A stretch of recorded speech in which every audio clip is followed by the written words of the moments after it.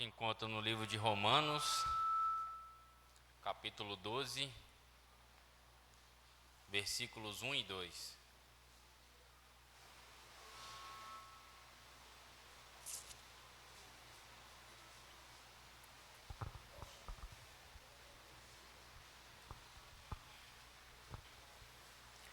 Romanos, capítulo 12, versículos 1 e 2 diz assim: Portanto, irmãos, rogo-lhes pelas misericórdias de Deus que se ofereçam em sacrifício vivo, santo e agradável a Deus. Este é o culto racional de vocês. Não se amoldem aos padrões deste mundo, mas transformem-se pela renovação de sua mente, para que sejam capazes de experimentar e comprovar a boa, agradável e perfeita vontade de Deus.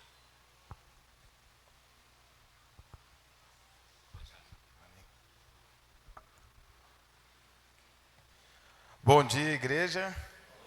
Eu acabei gritando, né? Espero que essa manhã todos possam estar bem no Senhor, né?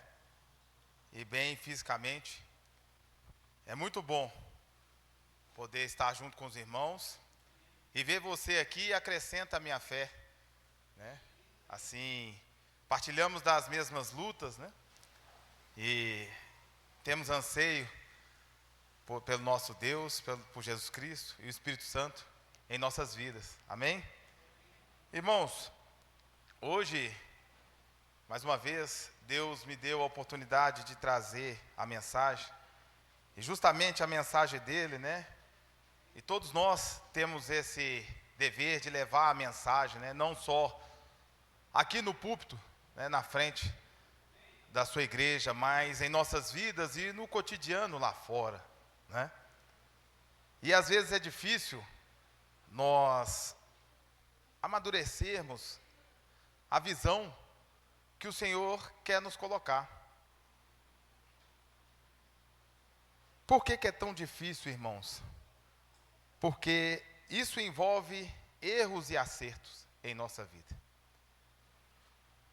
Será que hoje temos uma pessoa que pode falar que em alguma situação hoje não tem errado em algum ponto? Hoje, nessa parte da manhã? Será? E mesmo se tiver alguém que tem essa condição de falar que não errou, que não pecou, será que a consciência dele está ligada com Deus? E o motivo dessa fala, irmãos, justamente o que nós temos visto na palavra do Senhor, que a palavra de Deus, ela não é para a nossa condenação, para aqueles que creem no Senhor. Só o amor de Deus e a sua misericórdia tem o poder de nos aperfeiçoar.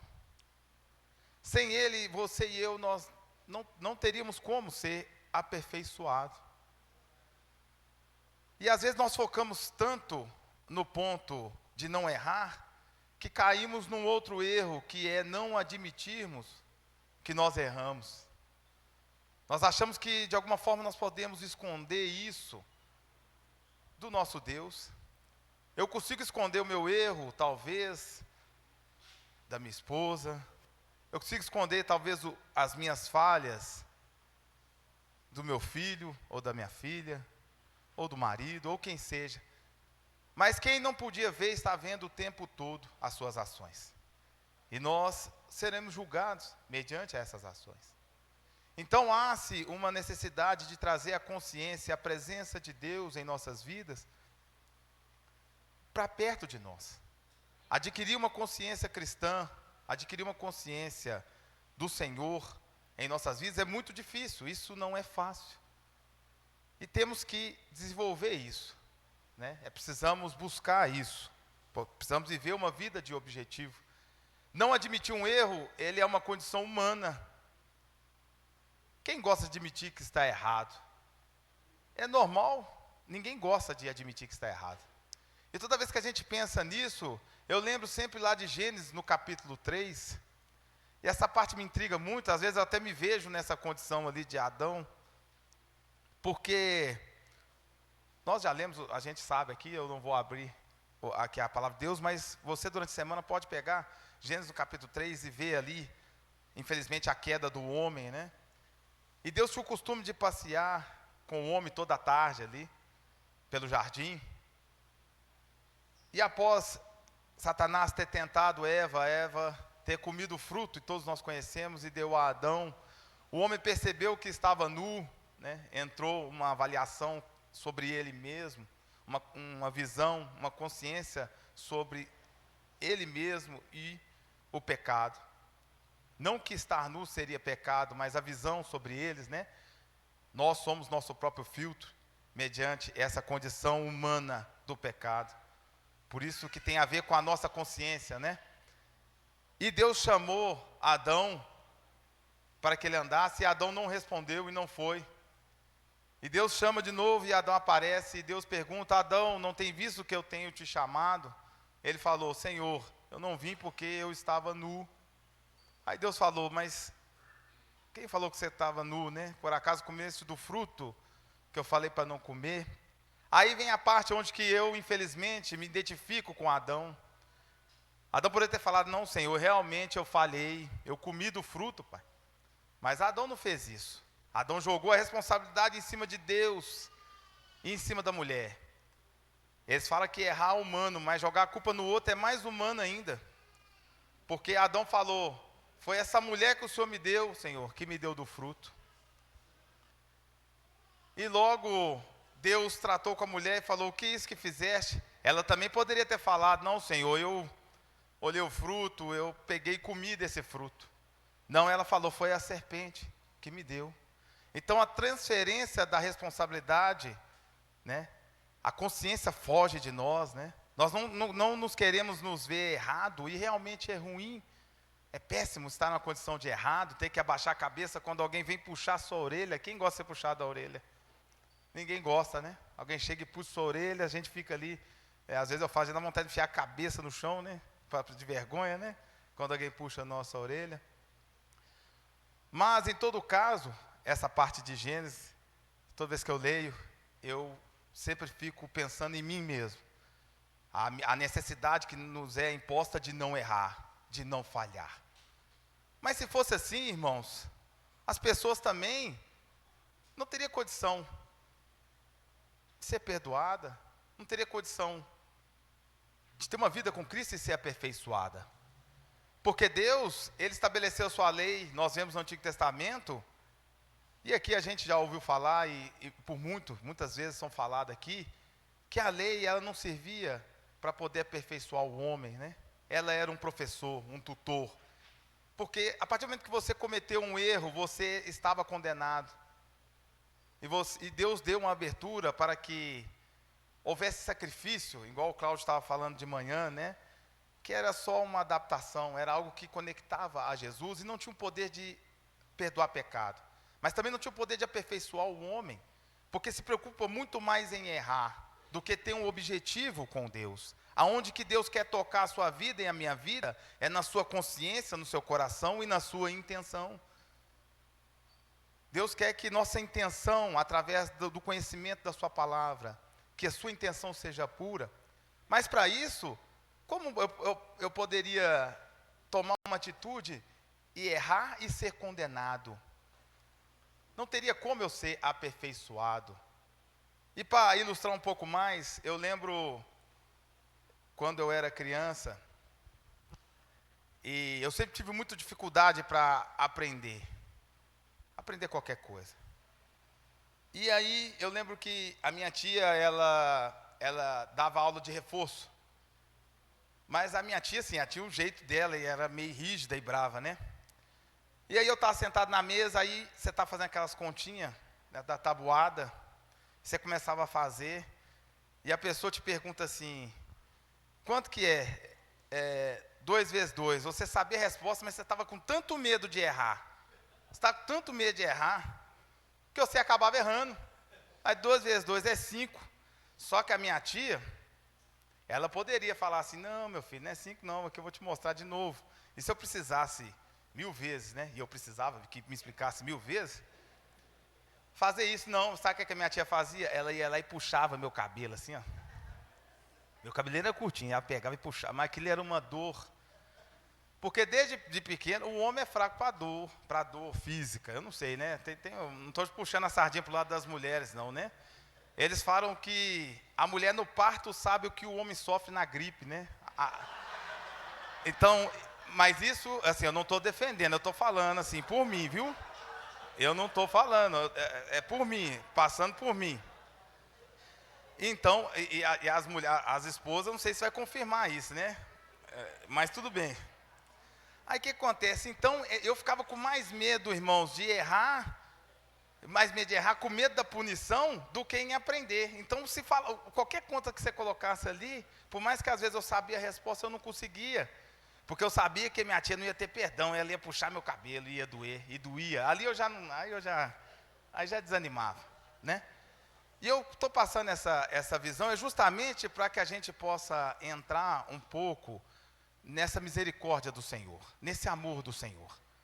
O Senhor, quando nós temos errado, irmãos, o Senhor quer que nós possamos verdadeiramente entender o propósito da sua vida. Viver uma vida com propósito, é isso que Deus quer.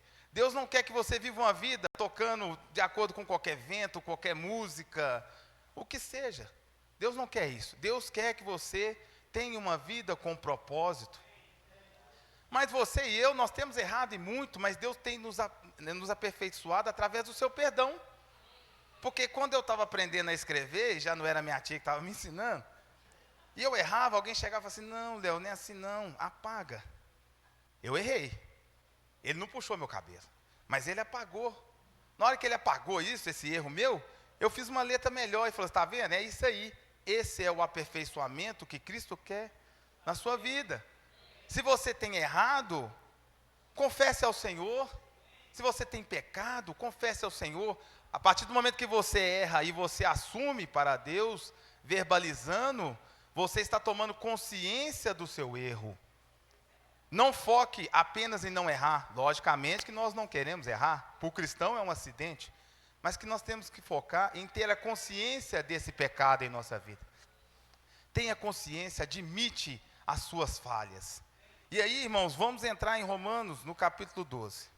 Aonde que a palavra do Senhor traz essa renovação do nosso entendimento. É o seu entendimento. É o meu entendimento. Porque, infelizmente, pela condição humana que estamos presos, nós temos um filtro que é nosso. Você sabia que nós podemos ter um Deus que é só nós que sabemos que temos esse Deus? Você sabia que a gente pode ter um Deus na nossa cabeça, que é um Deus que não é o Deus da Bíblia, é o Deus verdadeiro, é um Deus da nossa mente, aonde que eu estou adaptando a vontade dele na minha vida? Você sabia disso? Que eu posso ter um Deus que é só meu, que não é o Deus verdadeiro, e eu posso estar pior, me pegando, lutando contra ele, porque eu estou achando que essa vontade que está sendo feita é a dele, mas eu estou tentando encaixar a palavra de Deus no meu coração de uma forma que Deus não quer, porque eu não estou admitindo, não estou enxergando as minhas falhas, o meu erro, não está tendo consciência sobre isso, e eu estou vivendo ora no mundo e ora com Deus. E eu falo isso não para condenação nossa, é justamente para que nós possamos identificar se nós estamos cometendo isso. Ora eu estou querendo fazer uma coisa, ora não. Mas isso aí o apóstolo Paulo, o grande apóstolo Paulo, lá em Romanos no capítulo 7, ele veio falando, né, que o bem que ele quer fazer, ele não faz, mas o mal que ele não queria, ele comete. Ele está admitindo a sua falha. E no final do capítulo me deixa assustado, quando ele fala assim, miserável homem que sou. Miserável homem que nós somos, homens e mulheres.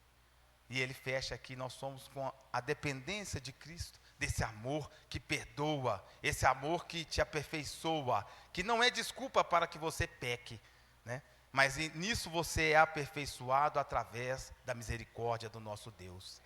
O que nós temos que trazer é a consciência do pecado, é a consciência do propósito que nós estamos vivendo em Cristo Jesus.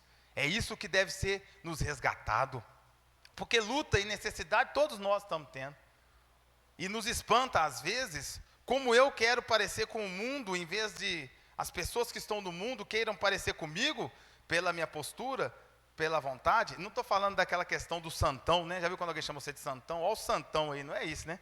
Porque o santão é pejorativo, né? Porque por muitas pessoas não entendem, e nós mesmos não entendemos, às vezes, que o santo da palavra de Deus é alguém que é separado e é santificado pelo próprio Deus, porque é Deus que separa essas pessoas, através dessa consciência e da mudança de vida, a mudança de caminho, né? Aquele que rouba não rouba mais, aquele que pratica a imoralidade não faça mais, né? E nós somos aperfeiçoados nisso, essa condição. E aqui em Romanos, no capítulo 12, no versículo 1, quando o Senhor tem falado aqui para nós, olha para vocês verem, Romanos capítulo 12, a partir do verso 1. Portanto, irmãos, pelas misericórdias de Deus, peço que ofereçam o seu corpo como sacrifício vivo, santo e agradável a Deus. Este é o culto racional. Como anda o nosso culto racional?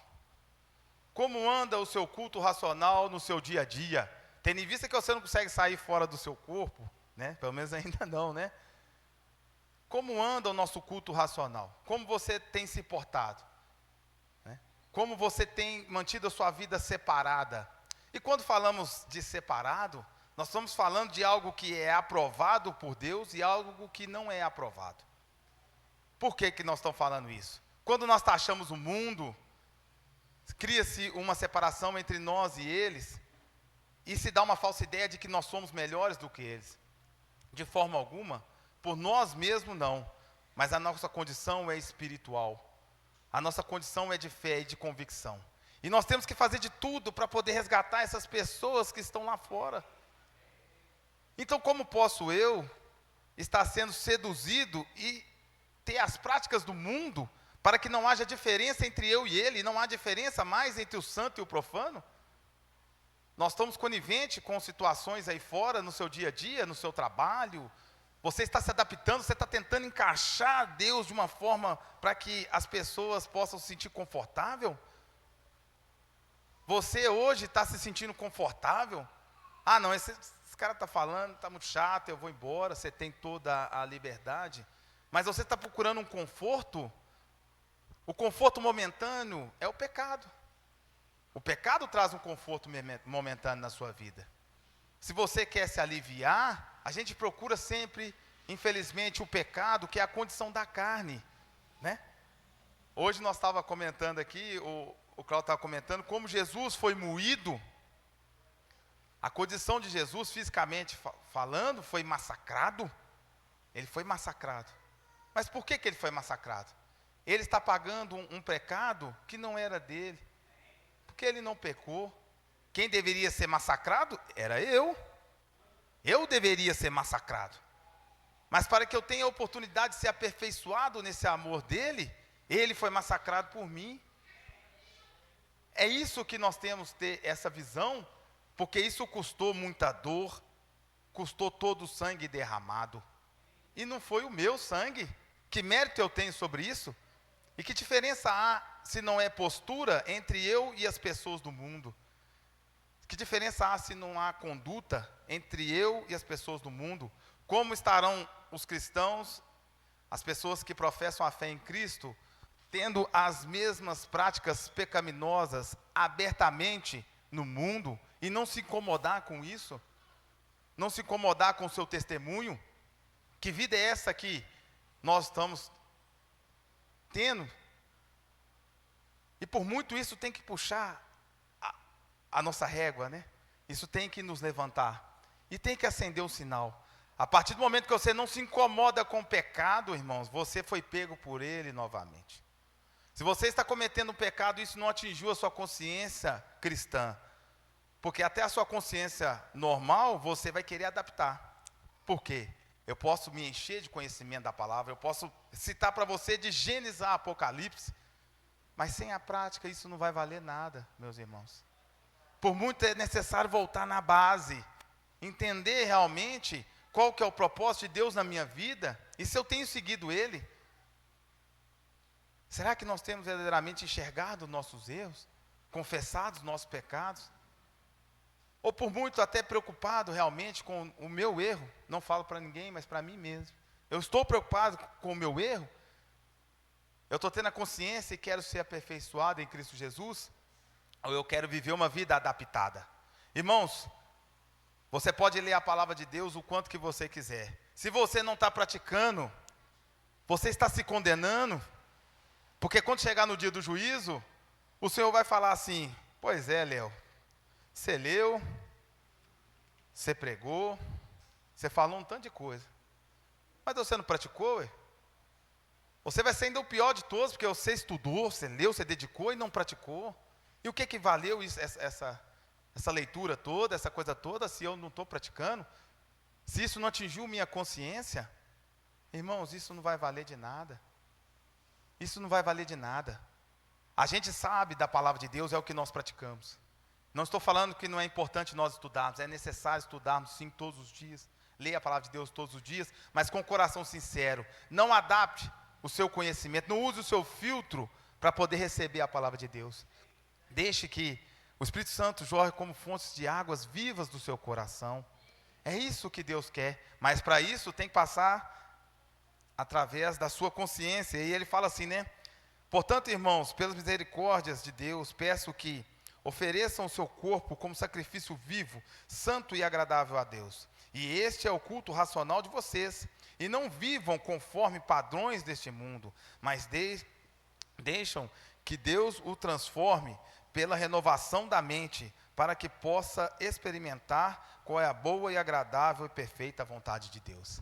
Irmãos, qual é o padrão do mundo? O mundo vem estabelecendo um padrão aonde que você tem a necessidade urgente de saciar sua própria vontade. E Jesus, isso não tem nada a ver com Cristo. Saciar sua própria vontade não tem a ver com Jesus. Porque ele falou: quem quiser vir após mim, negue a si mesmo, pegue a sua cruz e me siga. O que isso tem a ver com você saciar a sua vontade? Ah, eu não vou no culto hoje não, sabe? Eu não estou muito querendo não. Ah, eu não estou querendo ler muito a Bíblia não. Mas o que você está querendo? Você já se perguntou? O que você está querendo? Você quer uma vida de santidade com Cristo? Ou você quer ficar no mundo? Alguém te obrigou, você, e me obrigou até, a procurar o Senhor e ter um compromisso com Ele? Certamente que não, irmãos. Por isso que o Senhor fala de resgatar, né, aquela primeira fé, aquele primeiro amor.